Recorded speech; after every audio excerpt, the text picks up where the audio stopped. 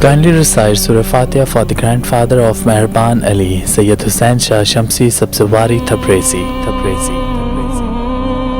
Yazid ने ये हुक्म भिजवाया कि नवासाए रसूल अगर मेरी बैत न करे तो उसे कत्ल किया जाए। फौज यजीद जो चारों तरफ से अल्लाह के रसूल के खानदान को घेरे हुई थी, उन्होंने ये तय पाया कि 9 मुहर्रम के दिन नवासाए रसूल और उनके साथियों को कत्ल कर देंगे। बस मौला हुसैन ने जनाब अब्बास से कहा, अब्बास जाओ यजीद की फौज के पास, उनसे कहो कि उनके नबी की बेटी का बेटा कहता है हमें एक रात अल्लाह की इबादत करने के लिए दी जाए। जनाब अब्बास जैसे ही इमाम हुसैन का फरमान फौज यजीद को सुनाते हैं, वो हंसने लगते हैं। ये फैसला किया गया कि अब जंग 9 मुहर्रम को नहीं बल्कि 10 मुहर्रम को होगी। इमाम हुसैन शब आशूर तमाम साथियों को अपने पास बुलाते हैं और कहते हैं, ऐ लोगो, ये जो फौज तुम देखते हो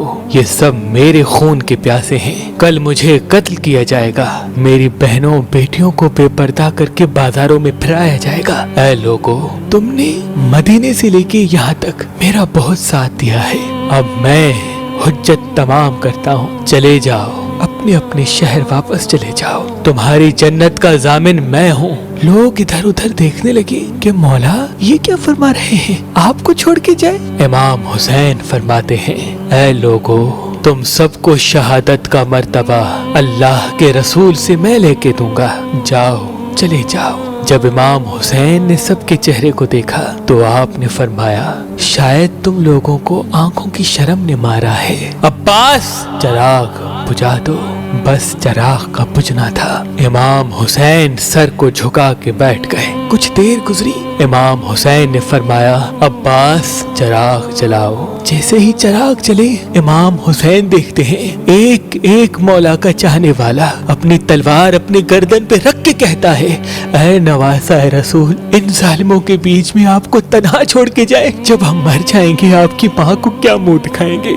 हमारी जाने, हमारे बच्चों की जाने आपके कदमों पे कुर्बान मेरे मौला, अगर आप हुक्म करें हम अभी के अभी अपने आप को कत्ल कर देते हैं। इमाम हुसैन ने फरमाया, ऐ मेरे बाबा, देख जैसे मुझे साथी मिले ऐसे आपको भी ना मिले। ऐ मेरे भाई हसन, देख जैसे मुझको साथी मिले ऐसे आपको भी ना मिले। फिर आप फरमाते हैं, जाओ अल्लाह की इबादत में मशगूल हो जाओ, कल हमें अल्लाह के दीन पे कुर्बान होना है। बस रात ढलने लगी, 10 मुहर्रम का सूरज तुलू हुआ, अज़ान अली अकबर आई, नमाज में हमला हुआ। एक एक मौला का चाहने वाला इमाम के कदमों पे कुर्बान होता रहा। कभी हुर, कभी जॉन, कभी हबीब, कभी जनाब अब्बास, कभी शहजादा कासिम, कभी शहजादा अकबर, तो कभी मासूम अली असगर। बस जब कोई भी ना रहा, इमाम हुसैन खैमे में आते हैं और कहते हैं, ऐ मेरी बहनों, ऐ मेरी बेटियों, अपने गरीब इमाम का आखिरी सलाम कबूल करो। वावेला की सदाएं आम हो गई। इमाम हुसैन ने फरमाया, ज़ैनब, मेरे बाद तुमको कैद किया जाएगा। फिर आप एक खैमे में आते हैं जहाँ एक बीमार सोया हुआ होता है। इमाम हुसैन फरमाते हैं, अली उठो, अपने बाबा का आखिरी सलाम कबूल करो। जनाब सज्जाद बिस्तरे बीमारी से उठते हैं, देखते हैं कि उनका बाबा खून में रंगीन और उनका लिबास इतना सादा और फटा हुआ। इमाम सज्जाद कहते हैं, बाबा अब्बास। इमाम हुसैन फरमाते हैं, नहर किनारे सो रहे हैं अली अकबर। उनको पर्ची लगी, उनकी लाश वहाँ रखी हुई है। एक एक शहीद अल्लाह की राह में कुर्बान हो गया। बस इतने में ज़ैनुल आबिदीन सहारे से उठते हैं और कहते हैं, ऐ मेरे मौला, मुझे इजाजत दे, मैं मैदान में जाऊं। इमाम हुसैन फरमाते हैं, सज्जाद, तुम्हारा इम्तिहान इतना आसान नहीं बेटा, हमें शहीद होने दो, हमारा इम्तिहान यहाँ खत्म होने दो, फिर तुम्हारा इम्तिहान शुरू होगा। तुम्हें अपनी बहनों, बेटियों, माओं के साथ बाजारों में कैदी बन के जाना है। सज्जाद, यजीद की दरबार में खुतबा सुनाना है। इमाम सज्जाद सारों कतार रोने लगे और नजरें उठा के पूछने लगे कि ऐ मेरे बाबा, आपने इतना पुराना लिबास वेतन किया है? इमाम हुसैन ने फरमाया, सज्जाद, मुझे पता है कि ये लोग इतने कम ज़र्फ हैं कि मेरी शहादत के बाद मेरे जिस्म से लिबास उतार देंगे, मेरी लाश को लूटेंगे, खयाम को लूटेंगे। शायद इस गरीब का ये पुराना लिबास देख के उनकी गैरत जाग जाए। बस अलविदा कहते हैं और मैदान में जाते हैं। इमाम हुसैन जैसे ही मैदान आए, सबसे पहले कहा, ऐ लोगों, पहचानो, मैं तुम्हारे रसूल का बेटा हूँ। मैं वो हूँ जिसको तुम्हारा रसूल अपने कंधों पे सवार करता था। मैं वो हूँ जिसको तुम्हारा रसूल सीने पे सुलाता था। मैं वो हूँ जिसके लिए तुम्हारा रसूल कहता था, हुसैन मिन्नी व अना मिनल हुसैन, हुसैन मुझसे है, मैं हुसैन से हूँ। मैं वो हूँ जब नमाज के दौरान मैं रसूल अल्लाह की पुश्त पे आता था तो तुम्हारा रसूल मेरे एहतराम के लिए अपने सजदे को तूल देता था कि ऐसा ना हो कि रसूल अल्लाह सजदे से उठे और मुझे तकलीफ आ जाए। ऐ लोगों, तुमने आज उस हुसैन को रुलाया है, अपने हाथों से दुनिया के बदले दोज़ख को लिखा है। बताओ मेरा क्या गुनाह है? बताओ क्या मैंने किसी इंसान का हक गस्ब किया है? बताओ क्या मैंने कोई नमाज कज़ा की है? बताओ मैंने क्या जुर्म किया है? लोग कहने लगे कि तुम्हें इसलिए नहीं मार रहे कि तुम्हारा कोई कसूर है, तुम्हें इसलिए मार रहे हैं कि तुम अली के बेटे हो।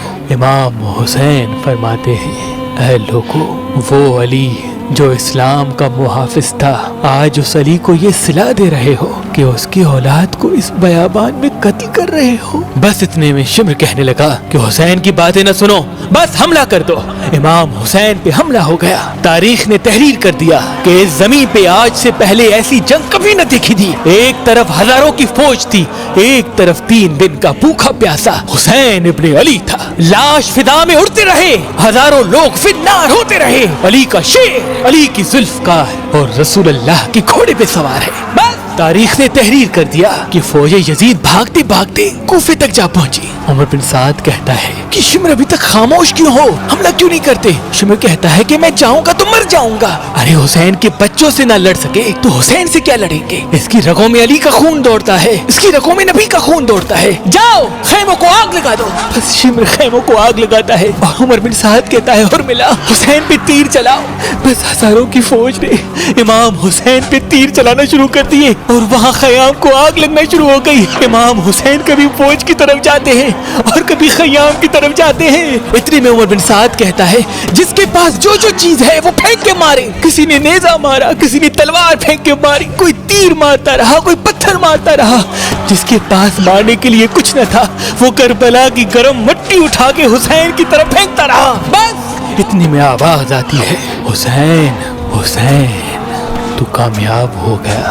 इमाम हुसैन ने जैसे ही ये सदा सुनी, रिज़्न पे कज़ाए ही व तस्लीमन ले अमरे ही पढ़ा और जुल्फ़िकार को नियाम में रख दिया। वो पत्थर, वो नेज़े, वो भाले, वो तीर, वो करबला की गर्म मिट्टी इमाम हुसैन के जिस्म पे लगती रही। इमाम हुसैन घोड़े की ज़ीन से ज़मीन पे, इमाम हुसैन के जिस्म पे इतने तीर थे कि रसूल अल्लाह का नवासा न ज़ीन पे था न ज़मीन पे था, बस तीरों के आसमान पे था। इतने में उमर बिन साद ने कहा, हुसैन गिर गया, जाओ जाओ हुसैन का सर कलम करो ताकि ये खबर हम यजीद तक फौरन पहुंच जाए, हमें इनाम मिले। जो करीब जाता है इमाम हुसैन की आंखों में रसूल अल्लाह का चेहरा नजर आता है, वो रोता हुआ वापस आ जाता है। इतने में शिम्र कहता है, ये काम मुझसे ही होगा, खंजर दो। खंजर लेके इमाम हुसैन के करीब जाता है। इमाम हुसैन का सर सजदे में, शिम्र आके इमाम हुसैन की गर्दन पे खंजर रखता है और चलाने लगता है। शिम्र देखे कि इमाम हुसैन कुछ पढ़ रहे हैं। वो हंस हंस के सोचने लगा, शायद हुसैन पछता रहे हैं, करीब आके सुनो तो क्या कहते हैं, फिर जाके यजीद को बताऊंगा। जैसे ही कान करीब करके सुनने लगा, इमाम हुसैन फरमाते हैं, ऐ अल्लाह कबूल करना, इस तेरे हुसैन ने तेरे दीन के लिए सब कुछ कुर्बान कर दिया। ऐ अल्लाह गवाह रहना, इस तेरे नबी के नवासे ने तेरे दीन के लिए सब कुछ फिदा कर दिया। अल्लाह का शुक्र कर रहे हैं, अल्लाह کی حمد و ثنا کر رہے ہیں۔ اتنے میں امام حسین نے آنکھیں کھولی اور شمر سے کہا، اے بدبخت، کیا تجھے پتا نہیں میں کون ہوں؟ شمر نے کہا، ہاں مجھے پتا ہے، تو رسول اللہ کا نواسا ہے، علی کا بیٹا ہے، فاطمہ کا بیٹا ہے۔ امام حسین نے کہا، تم پھر بھی مجھے قتل کر رہے ہو۔ شمر نے کہا، تمہیں قتل کرنے سے مجھے سونا ملے گا، حکومت ملے گی۔ امام حسین نے فرمایا، میں جنت کا سردار ہوں، کیا تمہیں اپنے جنت کی فکر نہیں؟ شمر ہنستا رہا اور امام حسین کے پاک گلے پہ خنجر چلانے لگا۔ امام حسین اللہ کا ذکر کرتے رہے اور یوں نواسہ رسول کا سر تن سے جدا ہو گیا۔ بس امام حسین کا سر کٹنا تھا۔ فوج یزید میں خوشی کا ماحول برپا ہو گیا، سب جھومنے لگے، ناچنے لگے۔ عمر بن سعد نے کہا کہ لوٹو، اہل بیت کے خیموں کو لوٹ لو۔ بس فوج خیموں کی طرف بڑھتی ہے، بیویوں نے ماتم کرنا شروع کر دیا۔ فوج یزید ایک ایک چیز کو لوٹنا شروع کرتے ہیں۔ اتنے میں شمر دیکھے ایک 4 سال کی بچی میدان میں بابا بابا کر رہی ہے۔ شمر قریب گیا، اس بچی نے سوچا شاید میں یتیم ہو گئی ہوں، میرے سر پہ ہاتھ رکھے گا۔ شمر نے دیکھا اس بچی کے کانوں میں بالیاں پہنی ہوئی ہیں، اس نے بالیوں کو پکڑا اور زور سے کھینچ کے نکال دیا۔ وہ بچی کربلا کی زمین پہ بیٹھ گئی اور کہنے لگی، دادا علی کہاں ہیں آپ؟ بس بیبیاں بے پردہ ہو کے زمین کربلا پہ بے وارث ہو کے بیٹھ گئے، خیام چل گئے۔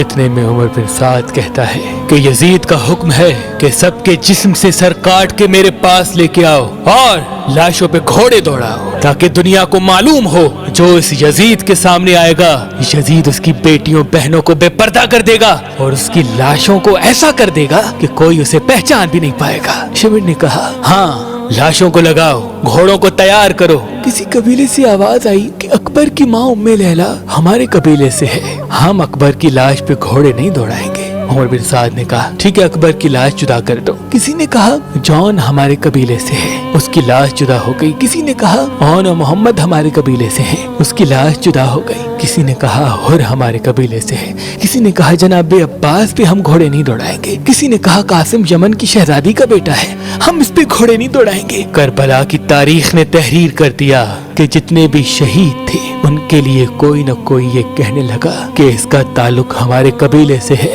ان تمام شہیدوں کی لاش جدا ہو گئی، بس ایک غریب ماں اور ایک غریب باپ کا بیٹا حسین زمین کربلا پہ پڑا رہا۔ کسی نے یہ نہ کہا کہ یہ ہمارے رسول کا نواسا ہے، یہ ہمارے رسول کی بیٹی کا بیٹا ہے، یہ علی مرتضیٰ کا بیٹا ہے۔ شمر نے کہا، بس لاوارثوں کی طرح حسین کی لاش پڑی ہوئی ہے، وہ جو پامال کرنے کے لیے گھوڑے تیار کیے گئے تھے، بلاؤ سب کو۔ گھوڑے تیار ہوتے ہیں، گھوڑے دوڑتے ہیں، گھوڑے کبھی مشرق سے مغرب کو جاتے ہیں، کبھی مغرب سے مشرق کو جاتے ہیں۔ امام حسین کی لاش پامال ہوتی رہی، امام حسین کی دائیں پسلیاں بائیں پسلیوں کی طرف چلی گئی، بائیں پسلیاں دائیں پسلیوں کی طرف چلی گئی، امام حسین کا سینہ اور پشت ایک ساتھ ہو گئے۔ وہاں نواسہ رسول کی لاش پامال ہو رہی ہے، وہاں فوج یزید جھوم رہی ہے، وہاں رسول اللہ کی بیٹیاں رو رہی ہیں۔ بس اتنی دیر میں اندھیرا چھا گیا۔ 61 ہجری کا 10 محرم واحد دن تھا جس پہ اندھیرا وقت سے پہلے ہو گیا۔ سلام ہو کربلا کے شہید نواسہ رسول امام حسین پر، امام حسین پر، امام حسین پر۔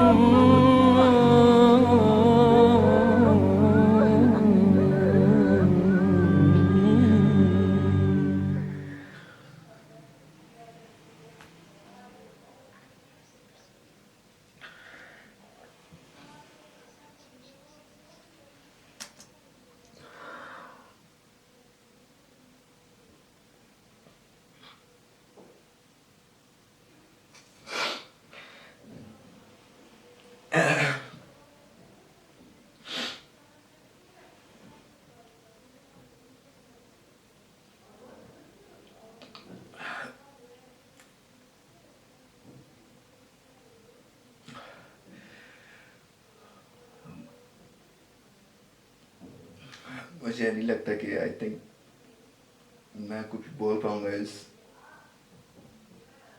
سلسلے میں۔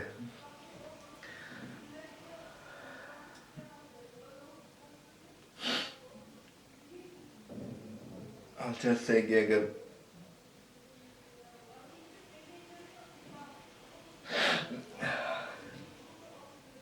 خیال رکھیے گا. اللہ حافظ.